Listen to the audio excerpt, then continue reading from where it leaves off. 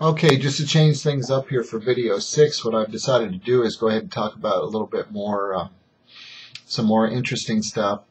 I've got to be boring to tears the people that have already heard what I've already discussed, and even though I might be making it sound interesting and fun, which I hope I am, and I hope I'm keeping it as basic as I can, I also want to kind of jump ahead here and get to a little bit more of some more advanced stuff because I want to keep your interest, and I also want to keep the interest of the people that are already real familiar with the Malin Z, Mala Prohibita, and subject matter jurisdiction arguments. So I want to jump ahead here and talk about some interesting issues. I'm going to talk about marriage license is what I picked out. Now let me start by saying, give you a little of an understanding of law. When you're dealing with law, when you're dealing with legalese, I should say, when you're dealing with legalese, American legalese, you have to understand that in law, all words have a finite meaning. They're not as flexible as they are in regular conversation. Like when I say when I say the word drive in conversation, it could mean I'm driving a car, or it could mean I'm driving a golf ball, or it could mean I'm driving, there's a wide variety, or what am I driving at? There's a wide possibility of translations, whereas in law, words have a finite meaning. And it's very important that when you're presented with anything, any kind of legal paperwork, that unless you've looked it up before, it's a good idea to look up pretty much every single word. You'd be surprised how many words have one meaning in regular conversation and have a completely different meaning in law. Like for example, driving is hauling for hire, actually, and that's a very interesting topic that you may have even heard. Some of you probably have heard that argument.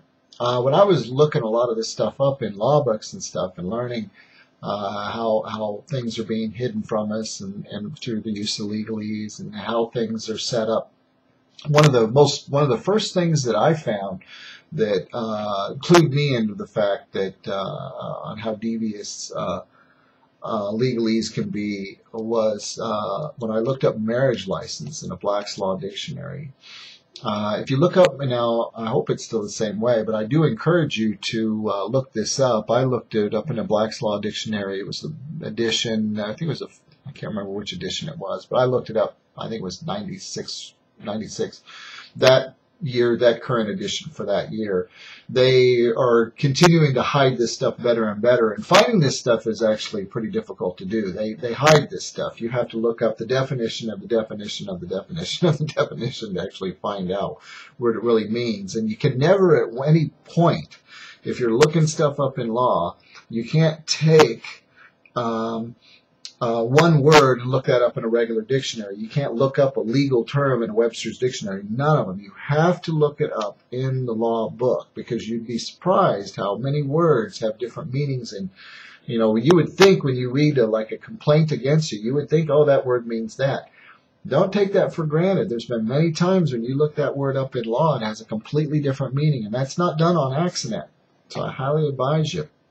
And if you ever do get served, to look up every single word. Sometimes you can find holes that'll get you out of trouble. The marriage license is a very interesting one because it's got a little history behind it. I'll give you kind of an idea of a little bit of history of the country, a little bit of history of where people's mind frames are, and also maybe even open your mind to see how brainwashed people are, because a lot of people just take marriage license for granted, that it's just a license. They never question it. But you have to really ask yourself, why is it a crime for us to get married? License is, if you look it up in a license, if you look up the word license in a Black's Law Dictionary, which is generally accepted as the premier law dictionary, it says permission by competent authority to do something which would otherwise be illegal. So a marriage license is permission to get married, otherwise it's illegal. And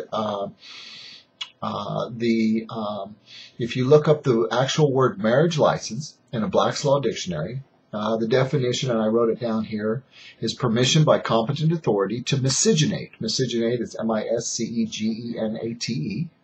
You look up miscegenate in the very same book, And you see, you gotta look up the definition of the definition. You'll find that that means intermarry. And then you look up intermarry in that very same book, and you'll find that it's a marriage between two different races. That's what a marriage license is. It's a marriage between two different races. So why would it be married? Why a license is permission? Now, if a license is permission to do something which would otherwise be illegal, so that is to say by American law that marriage license is permission from competent authority to marry someone that is not of your race. Now, why would this be illegal? Well, back when this country was forming, it was illegal for an American to marry a black or an Indian because they weren't citizens. So that was illegal. So they had to get permission. They had to get a license to marry a black or an Indian in this country. And that's actually come to apply to everyone through the course of time, that it's actually now pretty much legal for, well, it's illegal for everybody to get married well, we're all, it's not illegal for everybody to get married, but everybody has basically become a non-citizen, I should say, like a black or an Indian or a slave. India, blacks were slaves, Indians were not citizens. The 14th Amendment made us all citizen subjects of we're subject to all persons born and naturalized in the United States and subject to the jurisdiction thereof. It made us all subjects. If you look up subject in a Black's Law Dictionary, you'll see that word means slave. You're like a British subject. You're subject to that law. We all became 14th Amendment citizen subjects. So now, really, what a marriage license is a marriage between is permission for two slaves to get married. Is really in the eyes of the law. In the eyes of the law, that's what a marriage license is. This is permission for two slaves to get married. Back in the day, it was you needed to get a license. Not everybody needed a license back in the day. When this marriage license idea first came out, the only people that needed a marriage license in the beginning is if you were marrying outside of your race. And now that's exactly what a marriage license is permission for two slaves to get married. I want to point out that really the government really doesn't have any lawful jurisdiction over our private lives. Really what it boils down to is that the gay marriage controversy is really about the tax law. Marriage and that marriage privilege is what the gay marriage tax law, and polygamy too, for that matter. And that's really the law that two men can announce to all their friends and family that they're married, and they can be married. It's just that they're not married in the eyes of the state, so it's not official. They don't get the tax break. Is really what it boils down to. And any other privileges that come along with marriage that would come of the state recognizing their marriage. Now everybody else can recognize their marriage. God can recognize their marriage.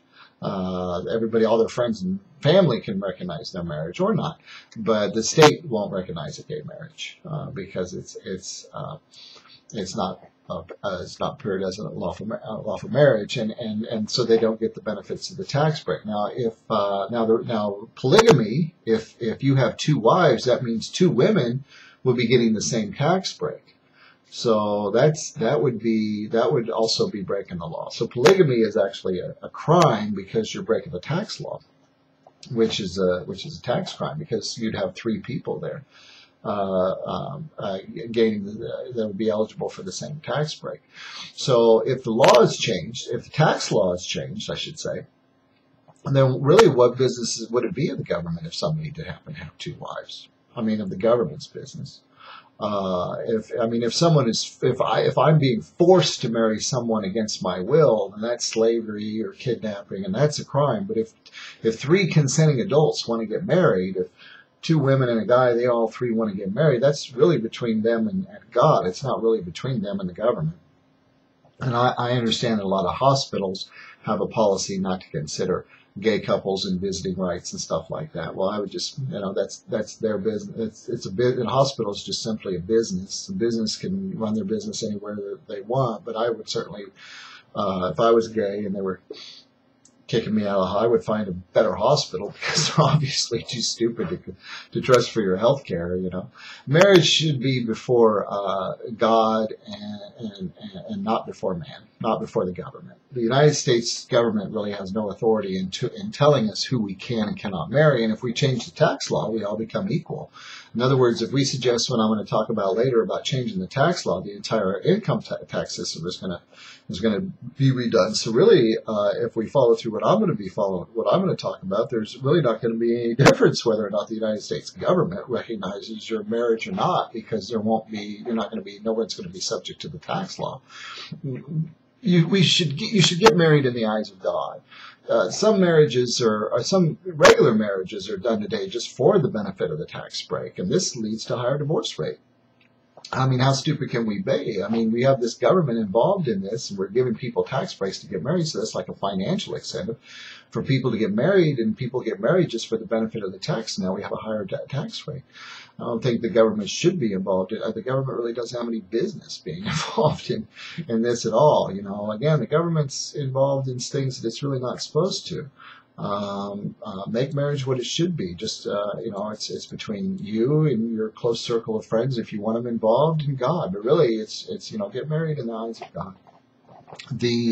By the way, incidentally, the ban on gay marriage, you can actually argue these topics in a court of law, and these are facts, and you probably get the judge to listen to you if you're arguing these facts. The ban on gay marriage should probably be argued permission by arguing this marriage license is actually permission to intermarry according to law. So my point is, therefore, the whole idea of having to get permission from some guy for to get married is just an appalling idea in a free country. To have to go to somebody and ask for permission in some government job, that's some government mooch, to have to go ask them to get permission is really appalling in a free country. The idea of a marriage license just comes from a sick part of our history where black people and Native Americans were not considered people, and certainly not citizens, and it was a crime to marry them. It was a crime to marry black people and Indians back there. And the feds, there's no reason to force. You don't have to force the states to change the laws that are already on the books. But if you change the tax laws, like I'm going to talk about, then there's not going to be any more tax benefit to marriage, and the court should overturn any law that would ban any kind of marriage, because there's no financial incentive. So there's no reason for us to even have the government involved in marriage. And the government's involvement in marriage is a leading contributor to what's destroyed the institution of marriage. It's really none of the government's business. Speaking on this subject, a lot of people you're gonna hear a lot of disinformation. In fact, I heard some disinformation just the other day. Again, I'm checking to see if my cam's still running. Yeah, it's still running. I heard again that on the same subject about some preacher or minister, I can't remember what denomination he was, but he was coming out saying that he was going to tell all his people underneath him, that in Paul says you're supposed to submit yourself to all ordinances of man, because it was God that put, that's in Romans, it was God that put them in that position. Now, you have to use common sense here. First of all, for those of you who don't know, Paul's letters are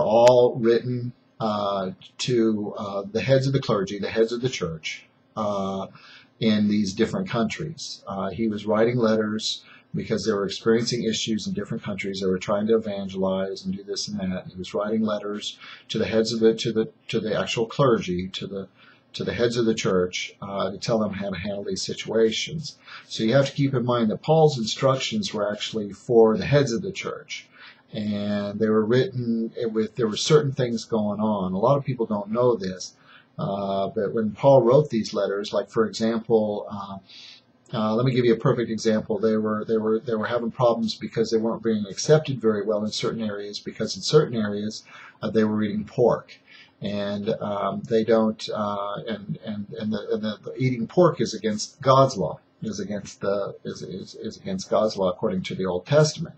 And the heads of the church were in these other they were in other countries, and they were having a hard time getting along there because they wouldn't eat pork.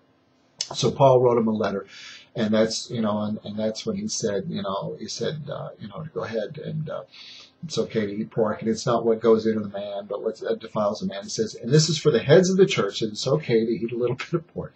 Now, the thing is that it isn't like God changed his mind. The reason why pork was against God's law is very simple. It's because pork's not good for you.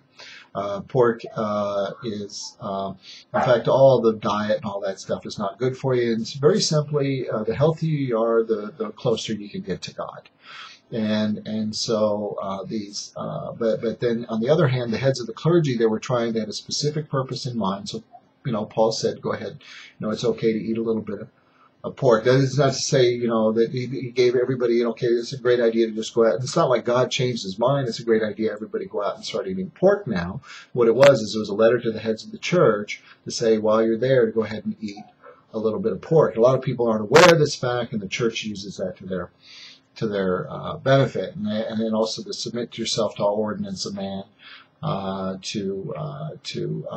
These people are in these foreign countries trying to get along so they can evangelize people and get more followers into the church. So it's kind of like when in Rome. His letters are kind of like, well, when in Rome, do as the Romans do, literally, and that's probably where that phrase really comes from, is when in Rome, do as the Romans do, so you can get along with them and so you can teach them about Christ's message. And so that's what all that is. And a lot of people, they don't read any of the rest of the Bible. They focus in on just Paul. They read a little bit of Christ, none of the Old Testament. They just focus in on Paul, and that's all they teach. And it's a good rule of thumb is that if somebody is quoting from Paul,